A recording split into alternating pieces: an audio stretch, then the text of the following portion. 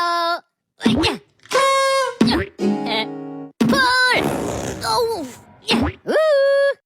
Ya.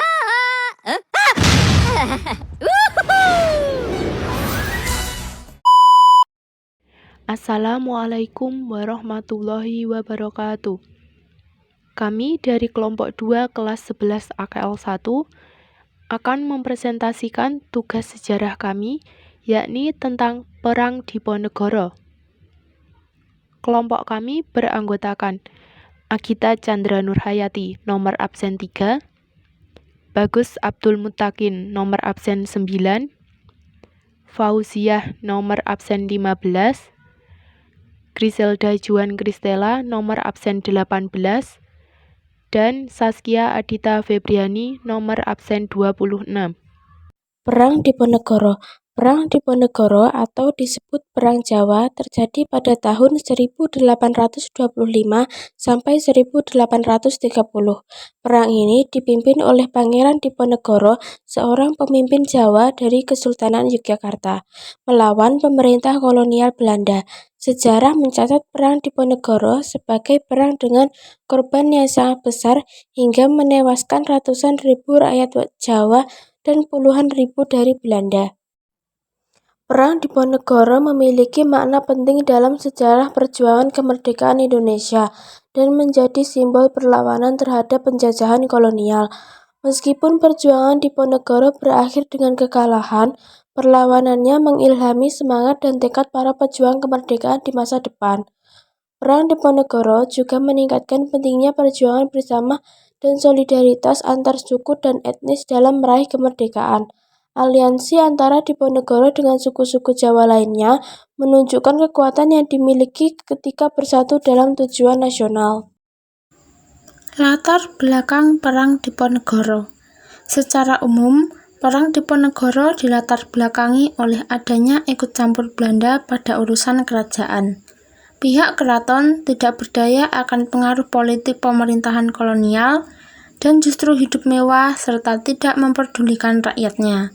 Selain itu, sebab khusus dari Perang Diponegoro adalah pemasangan tonggak-tonggak untuk membuat rel kereta api yang melewati makam dari leluhur Pangeran Diponegoro.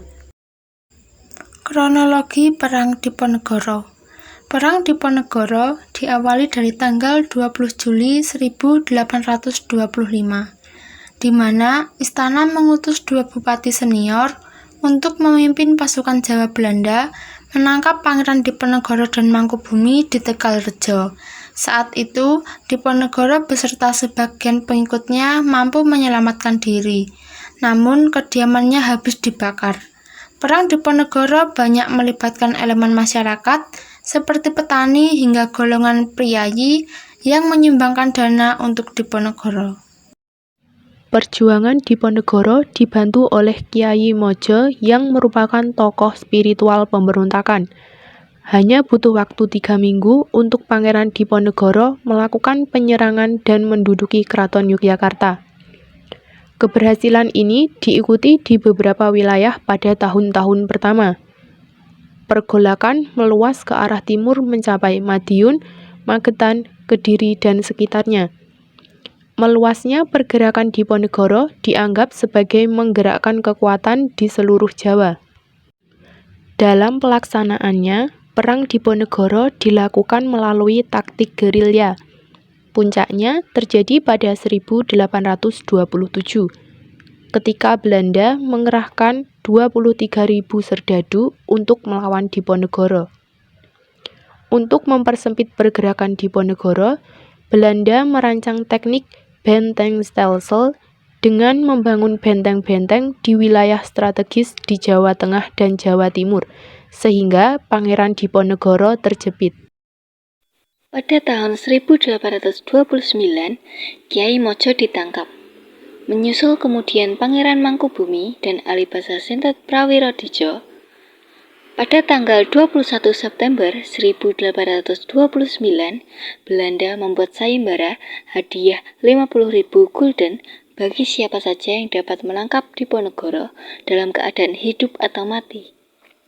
Pada tanggal 16 Februari 1830, melihat keadaannya yang melemah, Pangeran Diponegoro setuju untuk bertemu dengan utusan Jenderal de Kock, Kolonel Baptiste Sleran. Pertemuan dilakukan beberapa kali dengan Jenderal de Kock untuk mengadakan gencatan senjata. Mata-mata dari Belanda melihat bahwa Diponegoro bersikeras mendapatkan pengakuan sebagai Sultan Jawa di bagian selatan. Pada 25 Maret 1830, pasukan Belanda disiapkan untuk penangkapan Diponegoro. Pada akhirnya, 28 Maret 1830, Jenderal de Kock mampu menjepit pasukan Diponegoro dan Diponegoro mau menyerahkan diri. Penyerahan Diponegoro menjadi akhir dari Perang Diponegoro.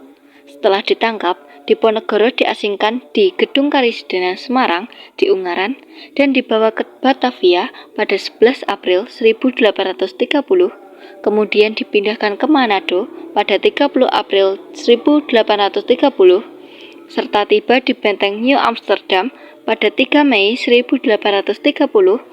Pada tahun 1834, Pangeran Diponegoro dipindahkan ke Makassar dan wafat di Benteng Rotterdam pada 8 Januari 1855.